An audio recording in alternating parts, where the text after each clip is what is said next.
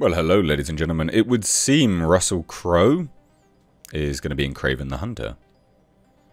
Interesting. Shall we take a look? Let's dive right into it. So, ladies and gents, Russell Crowe to star in Kraven the Hunter movie.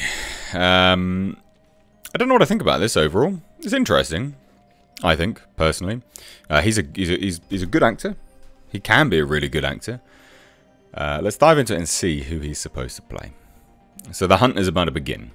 It looks like Sony is inching closer and closer to getting their Kraven the Hunter movie off the ground, and the character spun out of the pages of Marvel Comics is a longtime adversary of Spider-Man, although his backstory and motives make him a bit more complex than your average power-mad supervillain, which is good, obviously. Already, Aaron Taylor Johnson has been cast as Kraven, while J.C. Chandor is attached to direct the project. So according to The Hollywood Reporter, another big-name talent has been added to the cast, with Russell Crowe accepting an undisclosed role in the film. All THR would say about who he's playing is that while the story of the film is unknown, many of the main characters are said to be Kraven's family members. Now, what I would say directly there is I see your Russell Crowe.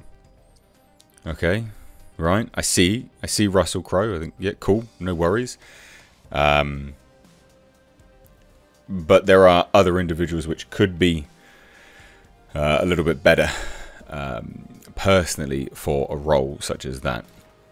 And the individuals which I'm referring to, again, like, I see a Russell Crowe, but I raise you a Mel Gibson.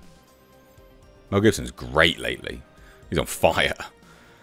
You want to see him, like, just power mad, loving life, chewing scenery, just going a ham. Watch Boss Level. He's loving life in that film. Jesus Christ. I like Russell Crowe. And I tell you, he was good in Unhinged.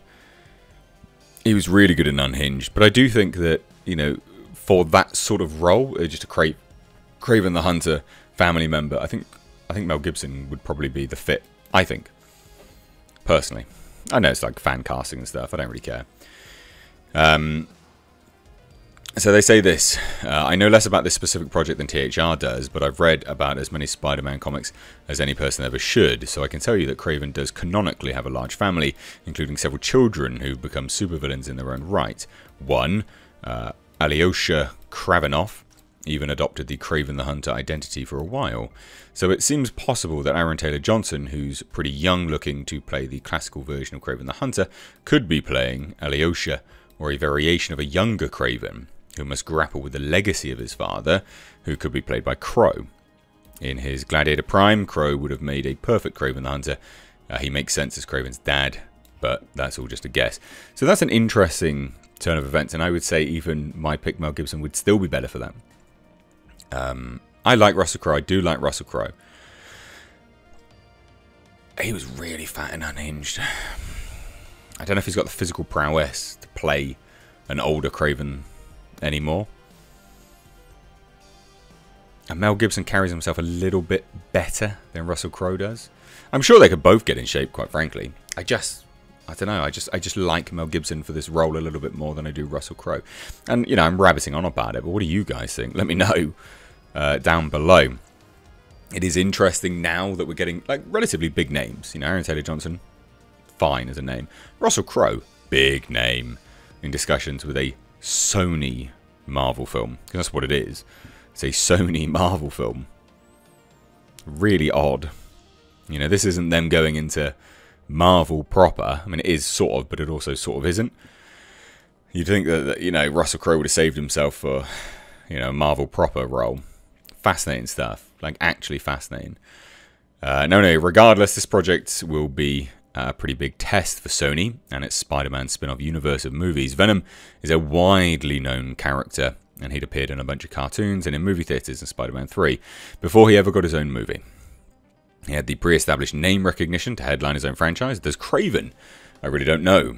We're also still waiting to find out if Morbius has enough name recognition, but that film has already been delayed so many times it doesn't look good. Kraven the Hunter is scheduled to open in theatres January 13th next year, which is crazy. That is so soon. And they're only just really locking down cast members. So looking at this, you know, I'm going to sit back and chill a little bit now.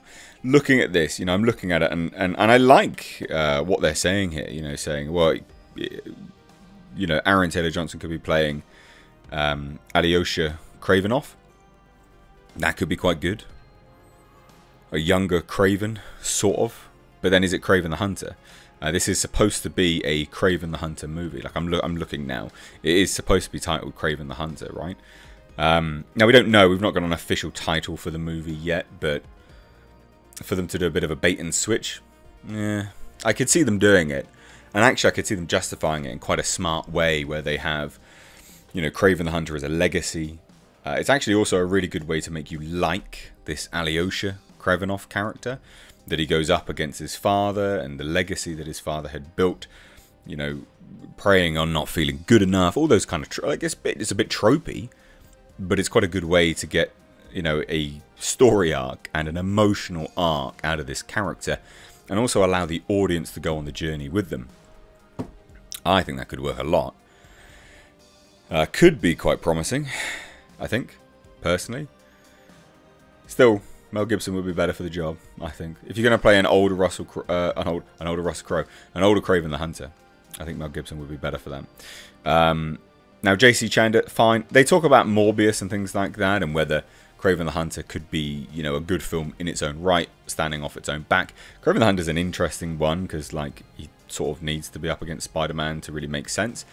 But that also, if that's not going to be the case, it also adds more credence to the theory that, you know, you're actually getting the main character being Kraven's son, as opposed to the actual title character themselves, because that's how you then build a movie around it, as a father and son interaction, as opposed to villain versus Spider-Man.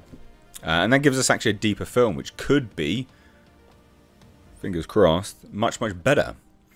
So what do you guys think? Let me know down below. If you're new here, please do hit subscribe. Turn the bell notifications on to all. It's really important you do that because YouTube sucks at the moment. So it's really important you click that on. And outside of that, there's not too much else to say. I've been a bit delayed on videos today because I've been painting my new house. Apologies. It's going well. It'll be fine very soon. So we're getting there. But anyway, a bit behind. So I'll be catching up with videos. If you want to follow me and what I'm up to in my day-to-day life, follow me over on Twitter and Instagram at Mr. Reviews. You can find links to that in the description box. All my social medias are down there, as well as membership and Patreon. Thank you so much, ladies and gents. Have a fantastic Saturday. Take care.